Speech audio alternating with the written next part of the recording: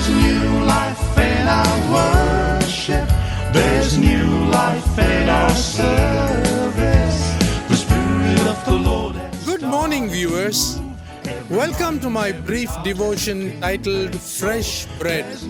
And I do hope that it makes an impact in your life as you begin a new day in Christ.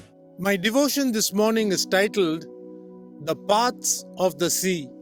Once there was a luxurious cruise liner moving through calm waters, and to some people's amazement, about a dozen of them jumped off the ship to cling to a lifeboat. The rest of the passengers watched over them with disbelief. After some time, the ship suddenly hit an unseen iceberg and began to sink. It took the lives of all those who stayed on board that day. The ones who looked like fools, leaving the comfort of the ship to a simple lifeboat, were now considered wise, whereas those who were wise in their own eyes turned out to be fools.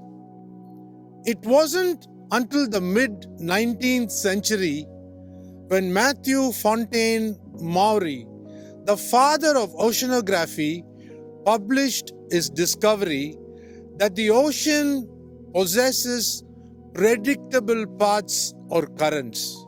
It took Matthew Maury a great deal of time to collect the crude observational data that existed from the 15th to 19th century to make his own discovery.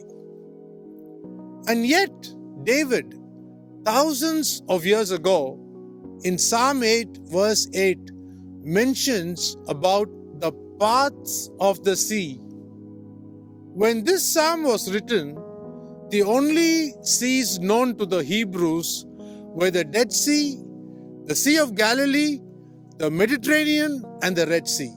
These bodies of water did not possess paths or significant observable currents, but David, under the inspiration of the Holy Spirit, could write about it.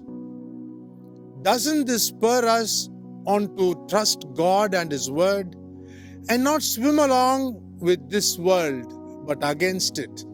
For in Proverbs 14 verse 12 it says, "There is a way which seems right to a man, but its end is the way to death."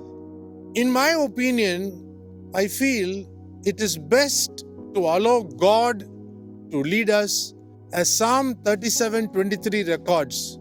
The steps of a good man are ordered by the Lord, and He delights in His way. Think about this today. See you tomorrow, God willing.